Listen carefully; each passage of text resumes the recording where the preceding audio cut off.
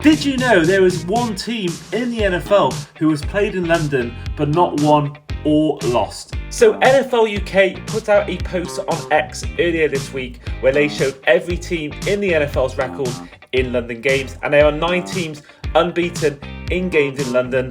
Vikings are 5-0, Giants 3-0, Niners 2-0, and then you got the Panthers, Eagles, Cowboys, as well as the Chiefs and the Seahawks and the Texans, who are all 1-0 in London games. And as you can see as well, Jags, of course, the most common team in London games, they're 7-7. But there was one team in the NFL who has played in London but has not won or lost the game, and that is the Washington Commanders, who are 0-1 in games at London. So how did this all unfold? Well, back in 2015, the back then Washington Redskins took on the Cincinnati Bengals at Wembley Stadium, and it ended up in a 27-27 tie in what is today the only ever tie to have taken place in a London game. So as this game was so long ago, 10 years ago, I had to remind myself on Google exactly what happened in this game apart from it being a tie. And there's been missed field goals in overtime.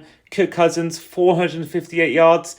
Andy Dalton, 284 passing yards. This game is a really unique one in the history of the London games, and one that's looked back quite fondly despite it being a tie, because there's been no tie since in London, no tie afterwards. There's been close games, there's been one-sided games, but there's been no game quite like this one between the Bengals and the Redskins. And in case you were wondering, there are some teams who have never won a game in London. So looking at this, you've got the Bengals, who were involved in that game with the Redskins back in 2015. They actually lost the game in 2019 to the Los Angeles Rams at Wembley.